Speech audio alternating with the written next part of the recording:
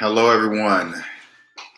Today's right now. I'm just here to before I have a 5:30 appointment, so I'm just here to answer any personal finance questions. And as I'm waiting for a question or questions plural, uh, kind of give you an idea of what it's like to be 100 to be financially free, right?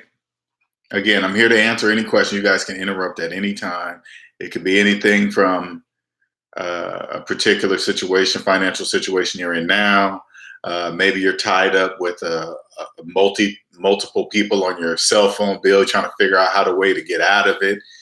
Retirement questions, anything. But all my answers are justified with math, how to get out of it mathematically, because if it doesn't make mathematical sense, it doesn't make financial sense either.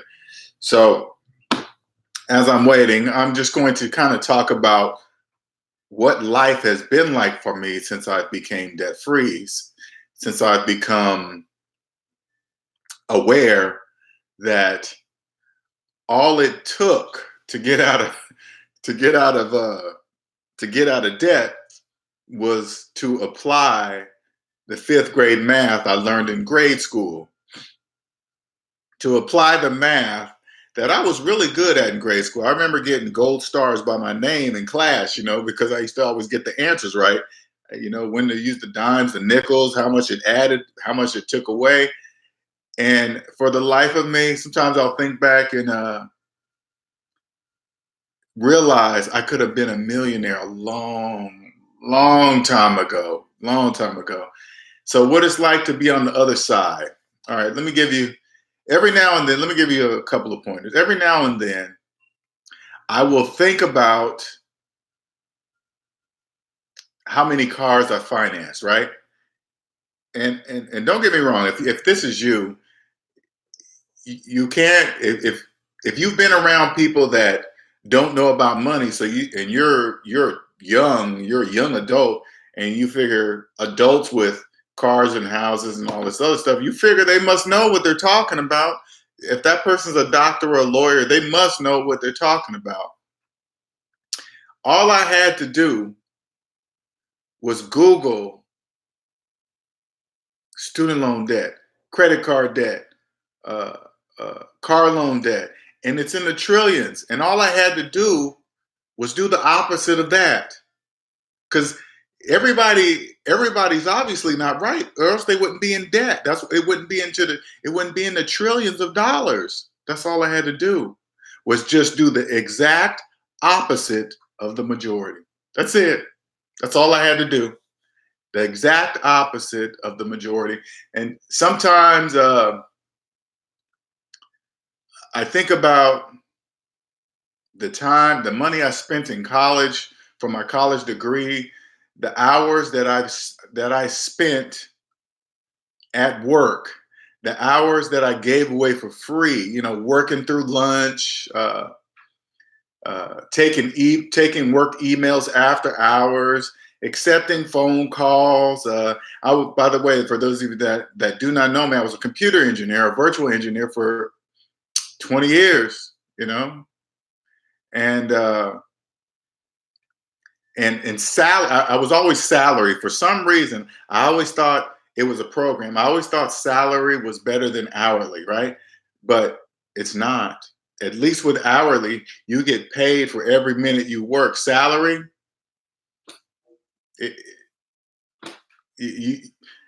I have no idea how many hours I gave away for free to jobs, plural, right?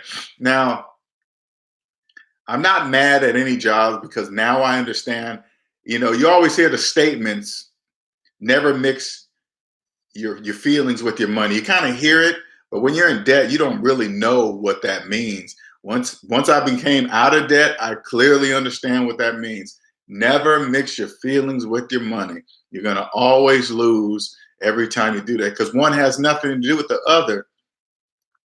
And so you can get a better understanding of what I mean. Like, if I asked you how you felt about 1 + 1 = 2, what would you say? Would you be happy, sad about it? Well, it doesn't make a difference, right? That's how you should always feel about your money. Now, I think about the statements of things like, "Hey, a car goes down in value as soon as you drive it off the lot, right?" A car depreciates, right? Why in the world would I finance anything that depreciates? And people that do not know what depreciate, don't worry about, never assume that you should know something. That's the better thing. Let me tell you guys this, okay? Never, when it comes to your money, never assume that you should be knowing something, or you should know something by now, or you should be knowing something by a certain age. That is the biggest mistake you could ever make, especially when you come to your money, because you assume that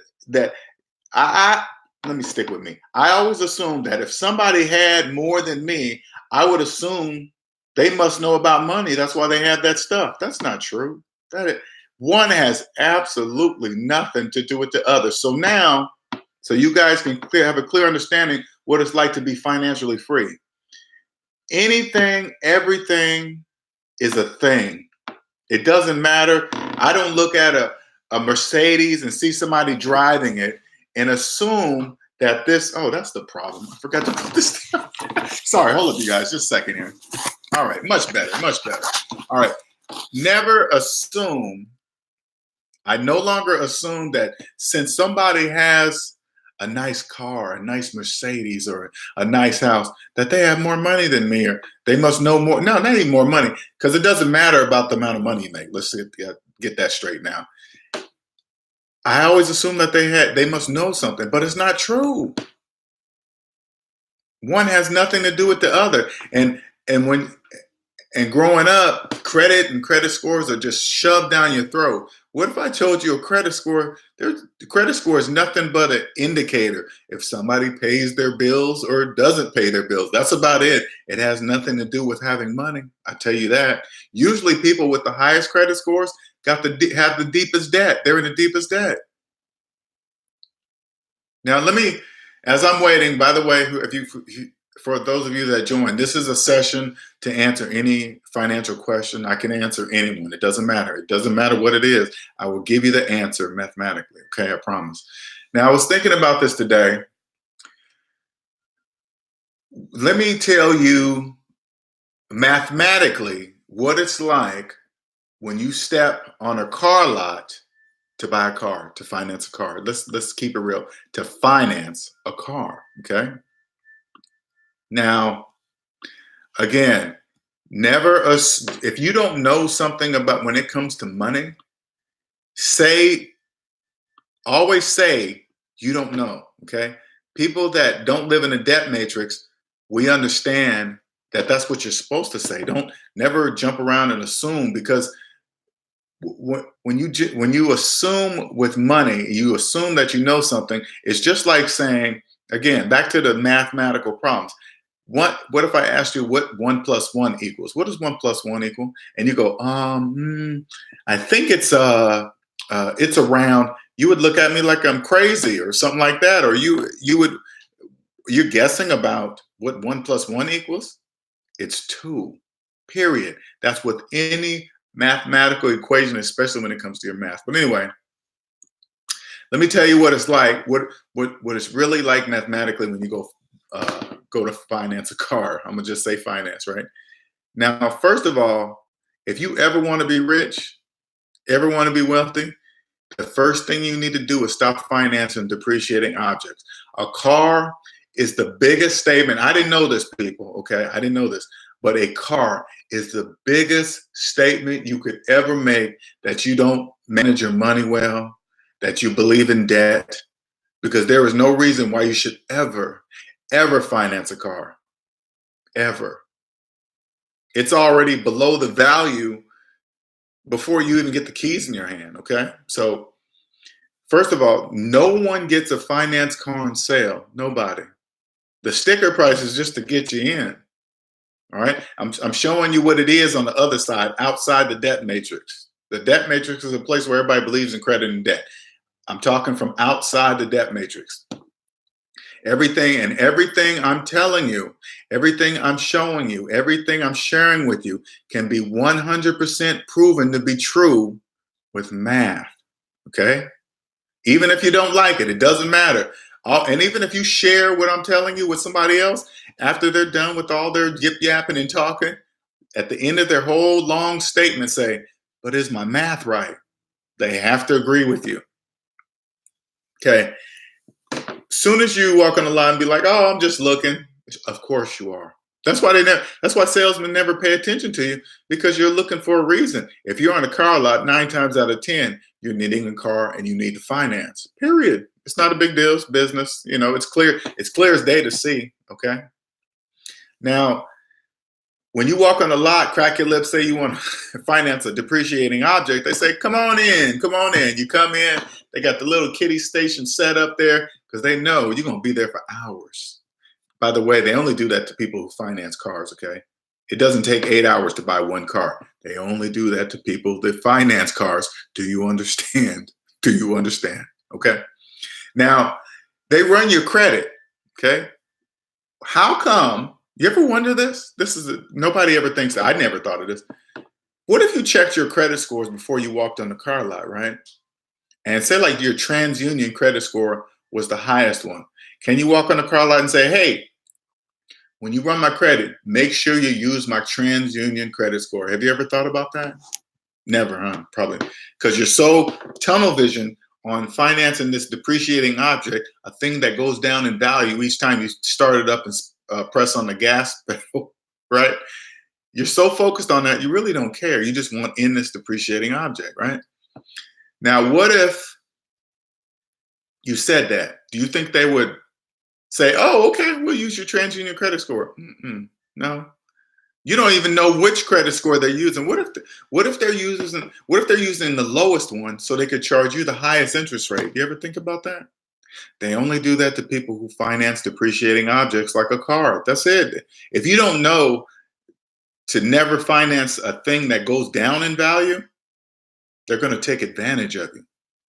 Advantage of your knowledge of money. Period. It's nothing. It's business, though. They're not doing anything bad. You know why? It's just math. That's it. It's just math. Nothing more than that. Nothing. Okay. Now, when you're sitting down negotiating the monthly, your monthly payment, right? You already have this figure in your head. I only can afford X. How come you never walk out affording X? You ever notice that? You're never walking out getting the monthly payment that you want. That's not a coincidence. That's business.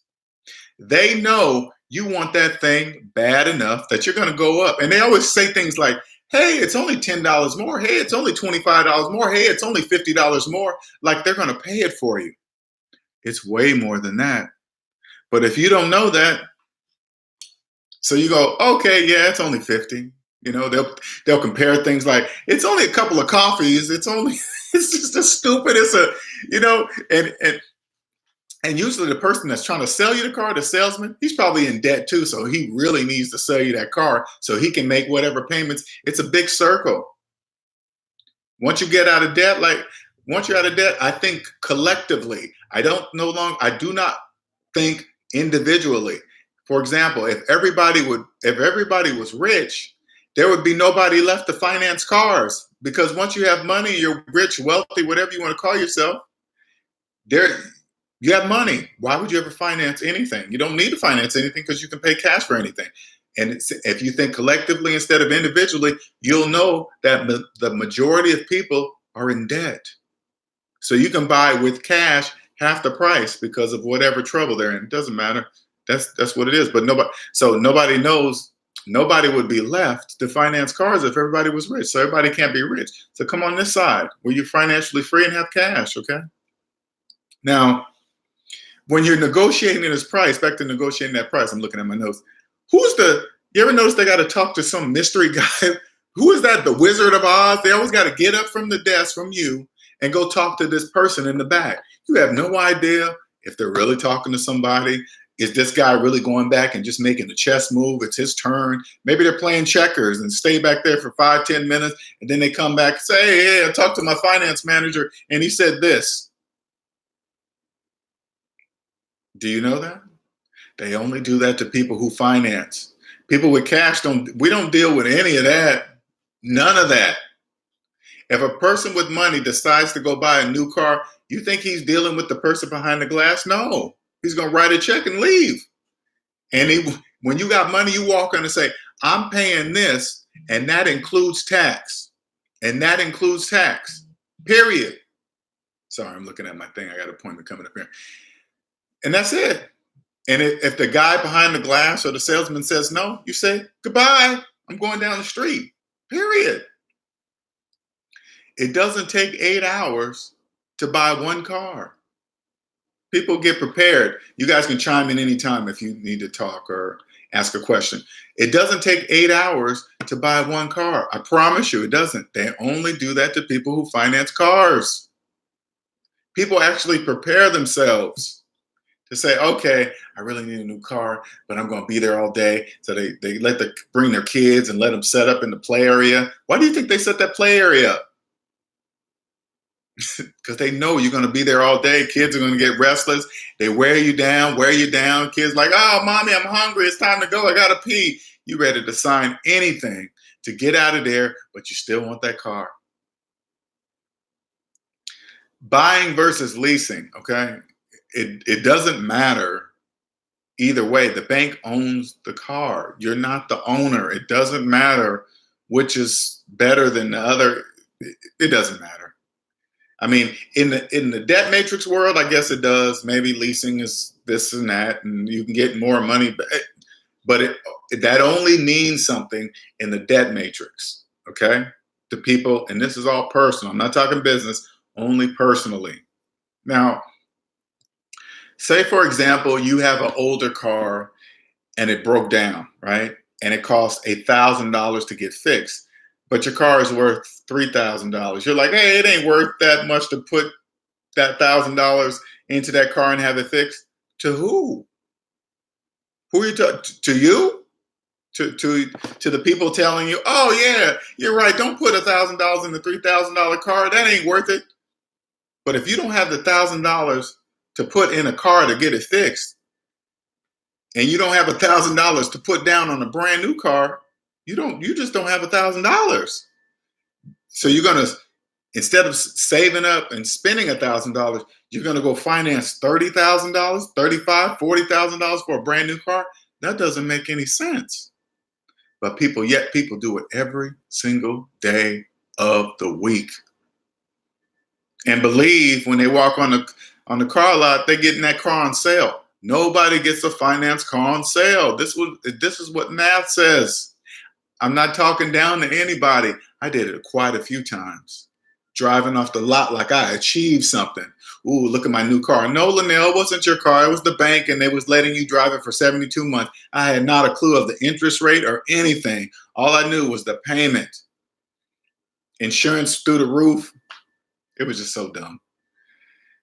Anyway, now, when you do finance a car, say like you finance a car for 72 months, I would drive off the lot, tell everybody how much this car costs, like I paid cash for it or something, like I really got it for that sale price. All I had to do was flip to the back of that 72-month paperwork, and that was my sale price.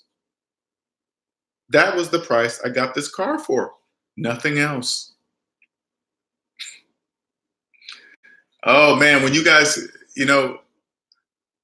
once you're financially free, you'll see so many things. I see so many things that I just didn't see before. Savings minus debt equals how much money I have for anything. Savings minus debt equals how much money I was contributing to my retirement. If that number was in the negative, I wasn't contributing anything. Savings minus debt equals how much money I have for vacation.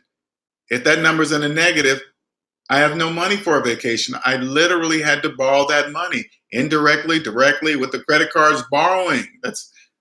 Your credit card is nothing but a prepaid loan that the bank gives you a card that you can use anytime. That's it. It's nothing more, no different than your debit card. If you have money in there, you got a card, you can spend money, whatever's in that account. The bank just approves you for a certain amount. Here's the card to access it. That's it. That's nothing. It's nothing special.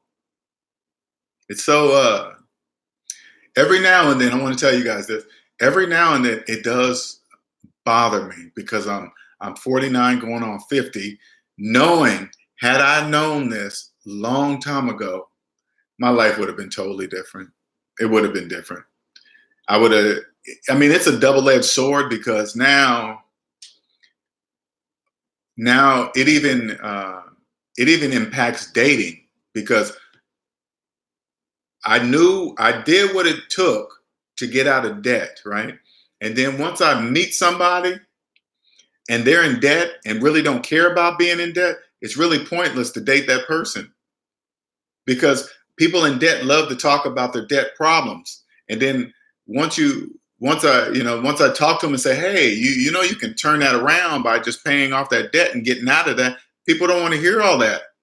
They want to steady complain about it. So it's time to say, I'm sorry, I gotta go. This is no. I mean, I don't even let it get that far, but it's like it's pointless.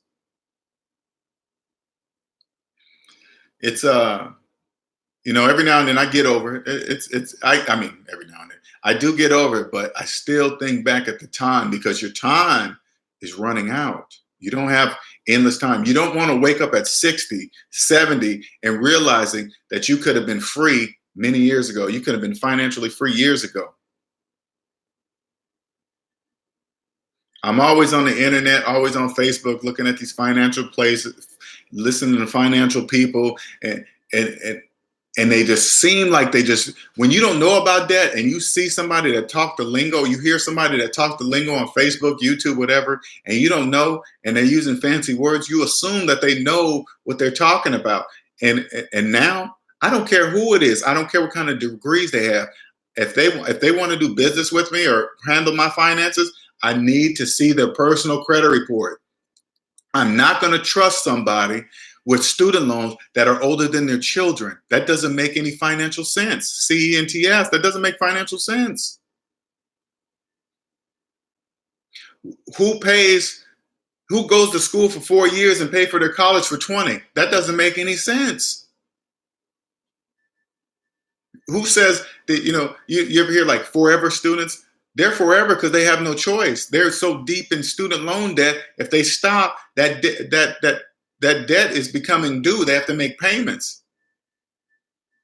And once it gets to a certain number, it's well past anything they're going to ever pay for.